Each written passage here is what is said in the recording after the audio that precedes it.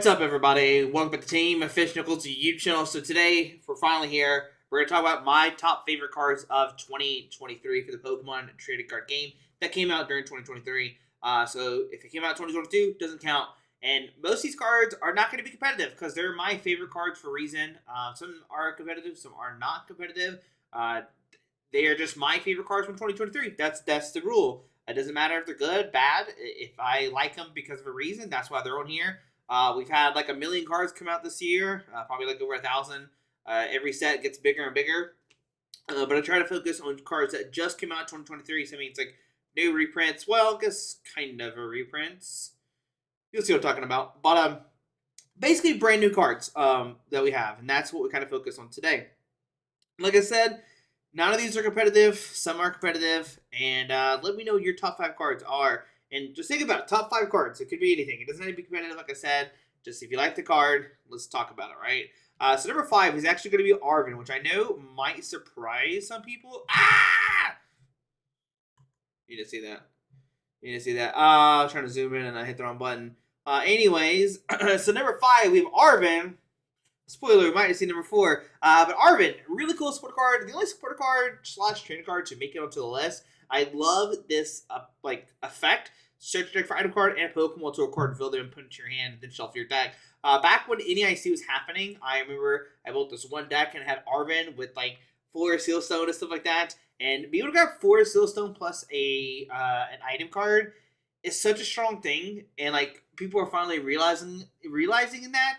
We finally see it like in the Charizard decks, stuff like that. Even Marida was playing it. Like people play 4 Arvin in the decks. And the list I played at NEIC, it was like for side events, stuff like that, was playing 4 Arvin.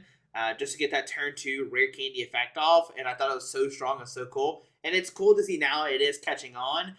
Tool cards are really strong nowadays. There's so many good ones, right? We got all the 4 Sealstone and stuff like that. We also have like all the special kind of like one of tool cards.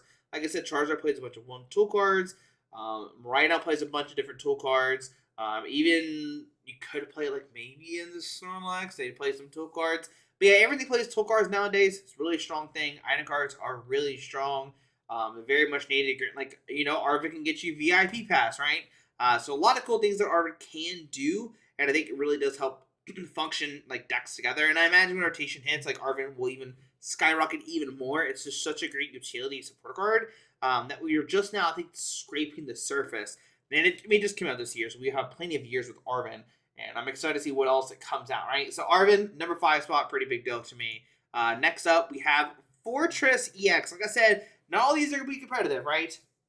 But Fortress EX, I just love, first of all, it's a Terra Pokemon, so as a thing, can be hurt by damaged Pokemon's attacks, right? And sure. The ability is great. That's why it's here. It has exploding energy. Once during your turn, you may search it for 5 basic grass energy cards and attach them to your Pokemon any way you like. Then shuffle your deck. If you search deck in this way, this Pokemon is knocked out. So one thing, you energy accelerate, right? You can knock it out, 5 energies, it attaches to your Pokemon any way you like. It's not just the one Pokemon. There's some energy accelerations that, only go to one Pokemon, right? But no, Fortress says, hey, any way you want, attach 5 energies, you're good to go, right? And you can start powering up anybody you want to. And it's not just to grass Pokemon. It's 5 basic grass energies and attach to Pokemon when you like. So if a Pokemon has colors, attack, sure, go crazy. If a Pokemon is not a grass type but takes grass energies, sure, go crazy, right? So I love this card a lot. And then also, it synergizes very well with the format we're going into, where, like, you have these cool mechanics. Like, if you're behind on price cards, do X, Y, Z, right? So I think that's really cool. And I like that, like Fortress and Iono is like a strong play that I was really playing off at first.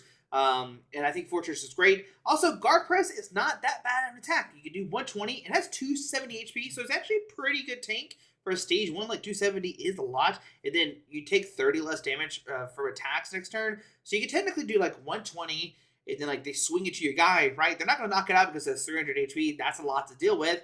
And then what's up? Your Fortress is knocked out. Sure, just knock it out, blow it up, power up other Pokemon, and maybe do some like cool combo, like knock out a bench Pokemon or something, or knock out the active plus a bench Pokemon or something. There may be some kind of cool combos like that. So yeah, Guard Press is a good attack that we really don't talk about enough. But against like Lost Box, for example, like that you're just like, what? which are the Lost Box stuff and stuff like that. That's pretty nice.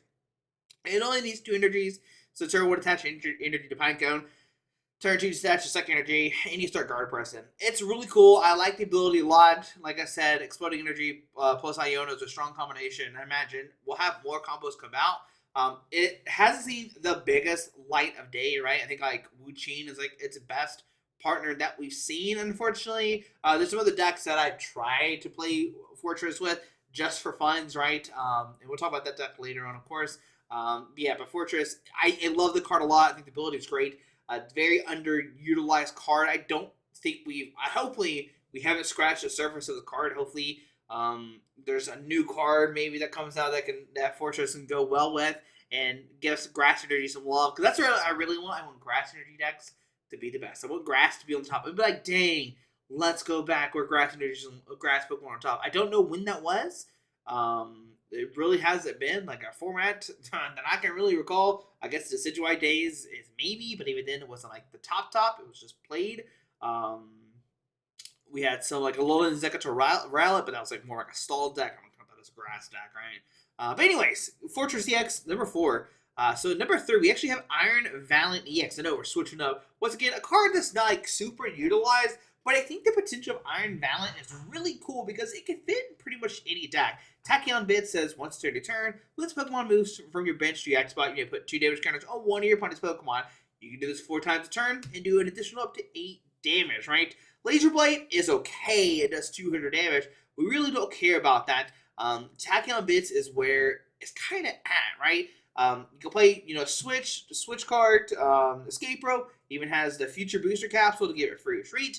And there's so many different decks that Ironvalent has been, and I imagine this trend will continue going forward. That like, hey, if we put Ironvalent in this deck, yeah, like we've seen already with the Entei, right? Entei didn't really do that much, right? But now all of a sudden you have this Ironvalent that makes Entei can do up to like 300 damage or something, right? And all of a sudden you're like, whoa, this deck is really strong. Tachyon Bits can pick up knockouts to following turn, right? Somebody's not knockout, sure. Tachyon Bits at next turn, take a knockout, bring up somebody else, and then take a knockout on it with your attacking Pokemon. That's one thing I love about Ironvalent. I love that, this is a kind of like an unexpected card, right? You can literally play one of in some decks and just like, hey, put 2 damage counters, let's take a knockout. I think it's a really cool tech card that hopefully we will see more of going forward. Once again, Laser Blade is not the best attack, but man, that ability is so strong. And then also you have the Future Band or whatever that band is to find 2 of them.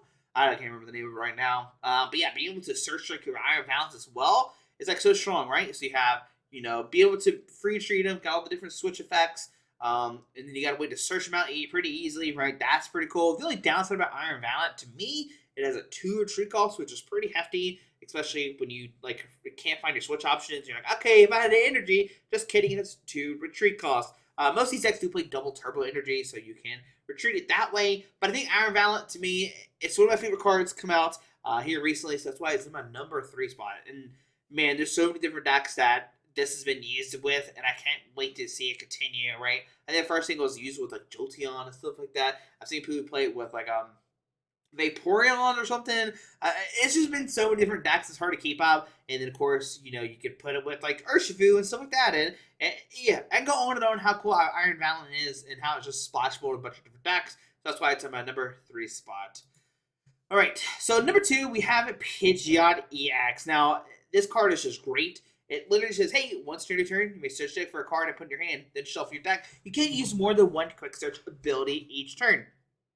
Now, that by itself is great, right?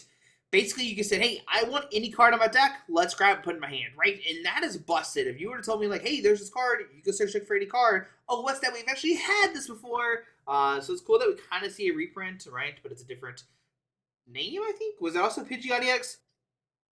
I can't remember. I know it's quick search is the same ability. But being able to search deck for any one card is like so strong. Anytime there's an effect like that, it's always been played. Like right now, Forest Sealstone, hey, it's literally a V-Star attack, right? Or ability. This one, hey, we just haven't, right? We talked about how Arvin can find you the Forest Sealstone to find you the rare candy to get the Pidgeot EX, right? Well, after that, you can literally just grab any card out of your deck over and over again. Now, not only does it have quick search, it has a blustery wind, 120. You may discard a stadium card and play. Might not seem that big of a deal, but you can discard Path to the Peak to reactivate your quick search. It only needs a double turbo. Yes, you only do 100 damage, but who cares? You're then able to use any kind of ability you want to after you knock it out. Also has free retreat. This is great because if a Pokemon's knocked out, you just go, hey, Pidgeot, go in the active spot. So you send Pidgeot in the active spot. It's got free retreat, and then you can quick search for any card you want to, and you're good to go. I think Pidgeot is slowly going to show up in more decks. Right now, it's primarily used in Charizard, right? But the deck can play in anything. It also can be played in the deck that I think is the number 1 spot, right? So I think any kind of stage 2 decks, this combined with Arvin, can just make any kind of consistent stage 2 deck, and that's kind of why they're on the list together. Arvin's good, right? You can find either Pidgeot that can help you find any other cards you want to, and they kind of combine together very well to find you any kind of stage 2 deck you want to. And I think that is something we'll hopefully see more next year, is more stage 2 EX decks come out, because the combination of Pidgeot and Arvin are so strong. I'm hoping we see more, right? I want to see more. I don't want to go into this big basic format, which I think we're going into, unfortunately. But I think it's great. I think it's great. The number 1 spot, if you know me, you shouldn't be surprised, but it's actually Meowscarada EX. It's a card that's hyping up very, very much. It was us talking about. I played it with Arvin at the very beginning. I played it with Pidgeot. I played it with a Beaver. I played it with Mew. I played it with Arceus. I played it. What else have I played it with? I don't know. Anytime there's a chance to make Meowscarada good, I've tried it, right? It's got 310 HP. It's a hefty stage 2 Pokemon. It's got bouquet magic. You must discard a basic grass energy from your hand in order to use this ability. Once during your turn, you may put 3 damage counters on one of your opponent's bench Pokemon. Now, the thing about bouquet magic is it puts on the bench Pokemon, and I say that because Scratching Nails does 100. If your opponent's active Pokemon is already damage counters on it, does 120 more damage. So, unfortunately, you have to hit the bench and then manipulate that damage, more so maybe with like Alakazam and stuff like that. But you have to play the Alakazam to be able to activate Scratching Nails, unfortunately. And I think it's one of the biggest downfalls is bouquet magic hits the bench. Now, is it a reason why I'm going to knock it off the number 1 spot? No way in heck. This is like the closest, best grass thing we have in this format. So, of course, I'm like, yes, Meowscarada is sick, right? It's a cat, it's sick, it's grass type, sick. Only thing about Meowscarada, unfortunately, when it was released, I'm like, why does it have to be on 2 feet? Why can't it just stay on 4 feet? Why does it have to get up? Why can't we be like good old Venusaur back in the day and just stay on our 4 feet? I don't know why Pokemon has to make everything has 2 feet, but that's a different story. But yeah, Bouquet Magic's sick. You can take damage counters. You can play this with Ironvalent if you want to, right? You can play it with Fortress if you want to. You can play Pidgeot. You can literally play all top 5 cards in this list with Meowscarada, and you're good to go. It even had its own playmat. Don't think I'll be able to get a playmat, but we'll see. If I can get a playmat, it'll be sick. That playmat is sick. Meowscarada is sick. I actually did get points with it at a challenge. I think I have like a number 4 spot with it. I mean, it's going to get replaced, unfortunately, if I ever max out. But still, Meowscarada, sick card. I've been trying to making it, the best deck possible. Is it the best deck possible? No, not a shot. But is it fun and my favorite card of 2023? You bet it is. Meowscarada is sick. The floor is sick. Even Florigato, Sprigato, they're sick. They look amazing. I'm hoping that we crack the code more with Meowscarada and there's more stuff to become with it, right? I really, really want Meowscarada to get better and better. I mean, you think about it, we have so much different dark type. Meowscarada should be number 1, but then it just loses to a bunch of other stuff, and that's really unfortunate. But Meowscarada is my number 1 spot for 2023. No surprise there. Like I said, if you know me. So yeah, number 1, Meowscarada. Number 2, Pidgeot EX. Number 3, Ironvalent. 4, Fortress EX. And Arvin, number 5. So there's all Pokemon traded card. Top 5 cards for 2023. Tomorrow, we're going to talk about the top 5 decks. It's not going to be my top 5 decks. It's going to be overall the top 5 decks. We'll break them down. We'll go over 2023. What's the top 5 decks? Yes, that includes this, like the last format and this format. We're figuring out a way how to do it. I think I know how to do it, so we'll definitely see tomorrow. So yeah, what's your top 5 list? I know mine's probably not surprising. If you know me, you know these are all my favorite cards in 2023. So yeah, guys, hope you enjoyed the video. Thanks for watching. Have a great day. And we'll see you tomorrow. We'll talk about the top 5 decks of 2023. Alrighty, bye.